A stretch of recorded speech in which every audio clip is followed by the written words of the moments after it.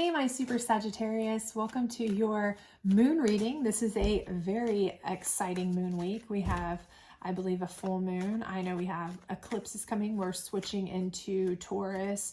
We have moon, I believe, a double moon coming up here. So I think there's a lot going on in the old moon category. So let us take a gander here, shall we, at your moon reading. If you enjoy this, please do like, subscribe, share, hit the notification bell, all that great stuff. Otherwise, check out the other signs in your chart.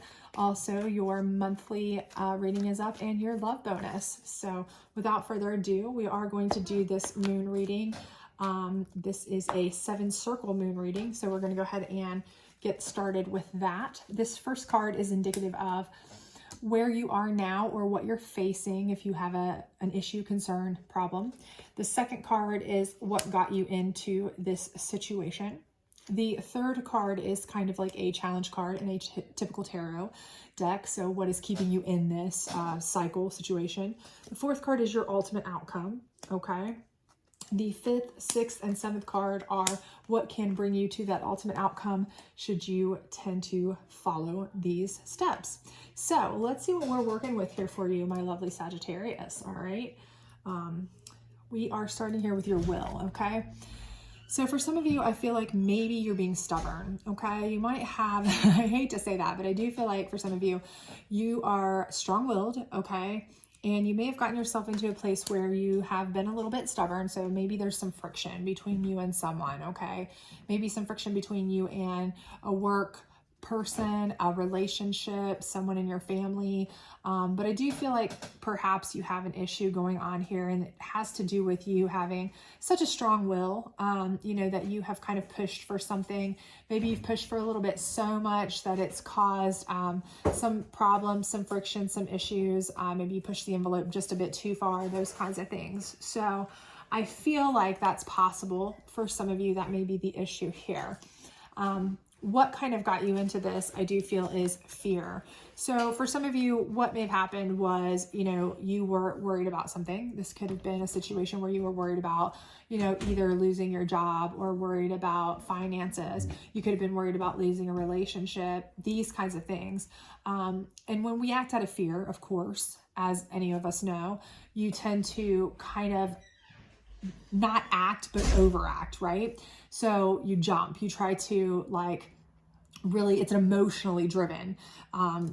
Fear reactions or actions are emotionally driven. So, you know, if you have the will to overcome this fear, sometimes you are like aggressive, right? You can be aggressive. You can come off as like overbearing. You can come off as just so willful that you're stubborn. You can come off as, you know, pushy. You can come off as some of these things, and that can cause some difficulty, some trouble, some issues, those kinds of things, right? So I feel like this is possibly what's happened, and it could have cost you some issues with a relationship. Like I said, you might have had issues with a relationship where, you know, you've got major friction, or you are going through a split right now because they're like, okay, you're just too much. You're, you know, you're pushy, you're too forceful, or you're coming off as desperate when that's not it. You were just afraid, you know, of losing them. So you were trying to show them super love. And they took that as desperation because they just weren't accustomed to it, something of that nature, you know, and it's just it's mostly a miscommunication because I think maybe you just came off a little too aggressive.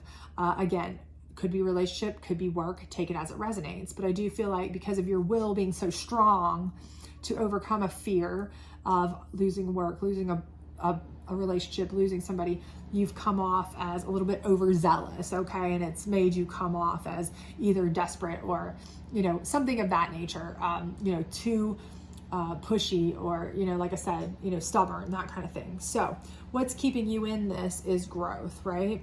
Okay. So you're continuing to grow. The problem here is that while you continue to grow, a lot of times you're growing in the way that you see, okay? Because we see things from our side, right? We see things from our angle. So you may be continuing to grow in the way you see things, right? You're continuing to grow, but you're like, okay, yeah, because I'm right, you know? So for a lot of us, you know, we do that. It's like one of those things where if you start singing a song wrong, this is like what happens to me all the time. Like I sing the song lyrics wrong. and then it's impossible for me to get them right even when I know the right lyrics, because I've sung it wrong so many times that I just continued to sing it wrong and make it wrong more and more and more and more and more. And I've continued to grow in that way, right? So you get in a habit of doing it that way. So I think for some of you, your growth has kind of gotten off track a bit, okay? Because you've kind of stuck to this a little bit much. And now it's like, okay, how do I back out of that without, totally, looking like I was a crazy person, when that's not at all what was happening. I was just trying to, show somebody my talent or my skill or how strong I could be or how powerful I could, get things done, or, and it just came off wrong, right? It came off in a it's a miscommunication type way. But you've grown in that way now, so now you got to kind of show them another side of yourself, and that's difficult to do, because now you have to convince them that you're completely changing directions when that's kind of what you showed them you were in one way. So this is kind of a challenge for you to try to change course of the way you're growing to this person, because they see you this way. They see you as either stubborn or desperate or pushy or bossy or, whatever. And you kind of are like, that's not really who I am. I was just trying to show you I'm a leader, or I'm this or that. And you took it all wrong, So down here, your resolution is discernment. And I do feel like that's the big thing here, is that when you decide how to handle things, the big thing is that you need to be kind of more cognizant of the way other people will see things, right? So while you meant to do this in a way that you thought was amazing, right? You're like, okay, so if it's for some of you that this applies for work, right? You're like, okay, I'm taking this job by the horns and I'm going to lead them right through this, and I'm going to shove my ideas right through. They're going to see how great it is, and they're going to absolutely know how much I can do this, how, strong my ideas are, how great a worker I am, all these things. And instead, that's not how they saw it. They saw it as, okay, this person is overbearing, they're pushy, they don't work as a team, they're not a good team player. That's how they kind of saw it. Same thing if you were trying to show this person, you were trying to show them that you were very loving and interested and all this stuff, and you might have come off as desperate in a relationship. So be discerning in how people view you. So each person that you deal with, how to handle them, right? Because everybody sees things differently, okay? And if you don't read your audience, right, you can get yourself into some serious trouble, right? Okay? So you might have a person who is someone who absolutely loves to be shown tons of love, because that's what they're used to. And if you don't show them a lot of love, well, they think you're not interested. On the other hand, if the person you're interested in has come out of relationships and families where they didn't have a lot of love shown to them, and you try to show them a lot of love, they think you're desperate and crazy and clingy, right?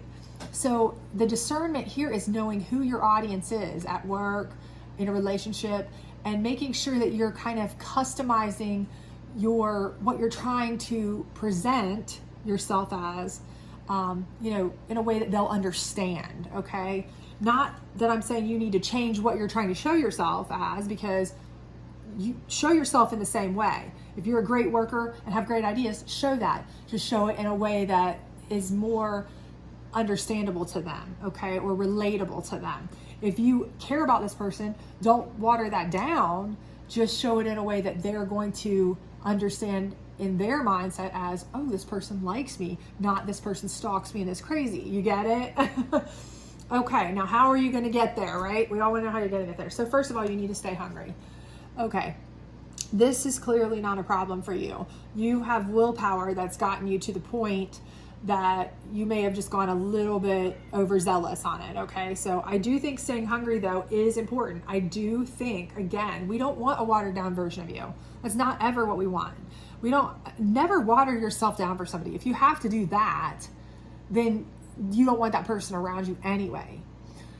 When I'm saying to adjust yourself to them, I'm saying adjust yourself to what they can understand. Because, it's kind of like screaming at somebody who isn't hard of hearing because you're used to being around people who are hard of hearing. You don't need to do that, right? They can hear you just fine. You're not changing what you're saying, you're just changing the way you say it, right? Okay, that's all I'm saying. So stay hungry, stay yourself, stay true to you, your message, what you want, what you need. Just kind of, again, be discerning, you know, in how you present it, you know, so that you don't, you know, come off in a different way, right? So you don't want to scare people off or upset people or make people think that you're something that you're not. You know, you may be the greatest team player in the world, and all you wanted to do is just show them you can also be a leader. But now all they see is that you were overbearing and could probably never be a team player, but that's not you at all, you know? So just be careful, right? Sovereignty, okay? So sovereignty with you, this card in this deck specifically means taking control, okay, of yourself. Taking control of yourself. So again, this is very important in this because this is saying still be you, number one. Absolutely the most important thing here. Be you. Always be you. Be the best you can be. But take control of how you handle yourself. Take control of the world around you in a way that suits the world around you, right? Okay, so you wouldn't go to a country where, you know, everybody takes their shoes off to walk into a house and clump in muddy boots, right? Because it just wouldn't be a polite thing to do. Yes, you can do it. Of course you could, you just probably wouldn't. Just like in your, if you lived in a certain culture, you would expect people who aren't, you know, local to your culture to kind of act in a certain way. That's just kind of a consideration. So take control of yourself and the way that you act around certain people to kind of cater to those people's, I guess, how they handle things, the way they deal with things. Again, I'm not saying change who you are. I'm not saying water yourself down, and I'm not saying change what you want, anything about yourself. If you have to do that, don't be around those people at all anyway. They're not good enough for you, right? But I'm saying if it's a person who is a very shy person, don't go gung-ho at them. You know, if this is your boss and your boss happens to be, you know, a very quiet, shy, withdrawn person, you wouldn't go at them, you know, raging ideas down their throat, right? That's probably not going to land well. You know, it's kind of like if you are trying to work with somebody, you know, if your job is to work with people who've been abuse victims, you're not going to scream at them, right? You're going to tone your voice down. If you're an elementary school teacher, you're not going to rant and rave. You're going to probably talk quieter and nicer. You know, there's nothing wrong with adjusting to your audience so that they understand, right? And that you come off in the way that you mean to come off, okay? Not in the way they want you to. That's not what I'm saying. But in the way that you mean to, that they can understand, right? Okay. I hope I'm making sense of this.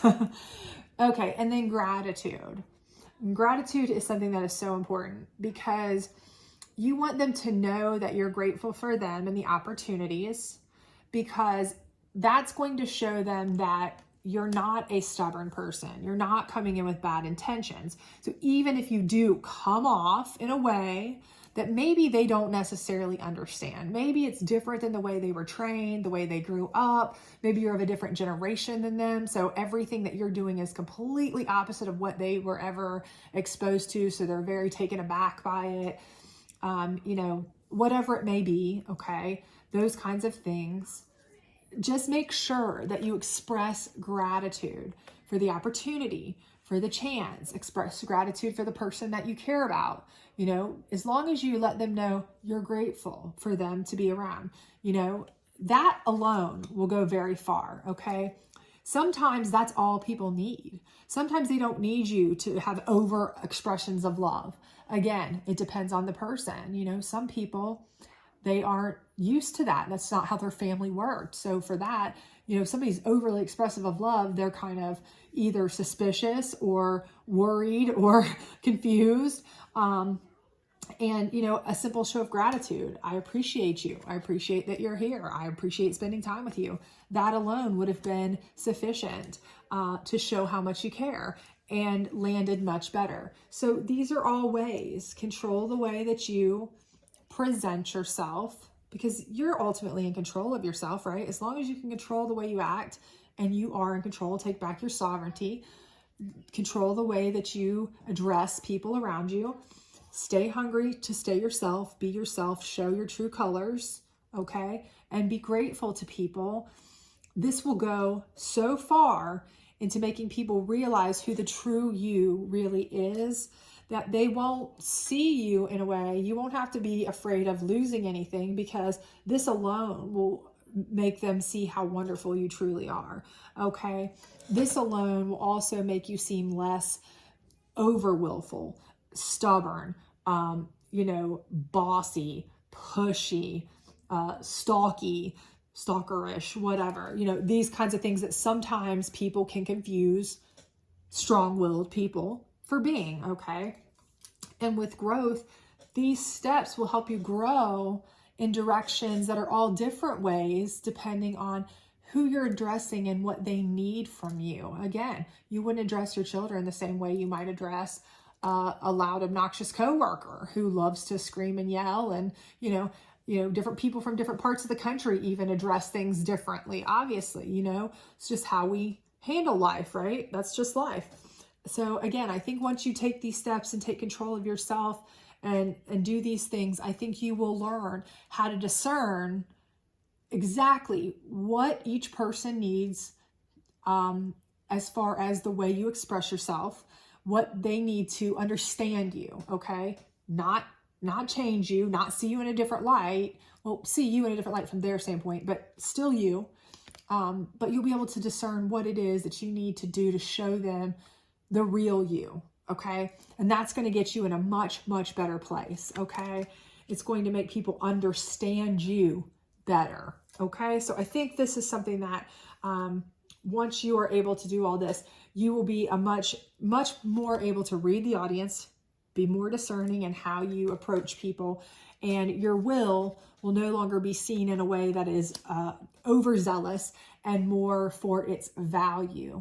Okay, that's a very strong-willed person in that they are very successful and they are very willing to go the extra mile. They're willing to try. They're willing to help in all regards. You want them to see your will in that way, not in like an aggressive, abrasive way, right? Okay, so I hope this was helpful for you. If it was, please do like, subscribe, share, all that other great stuff. Otherwise, I hope to see you back this weekend for your next week energy reading. Bye.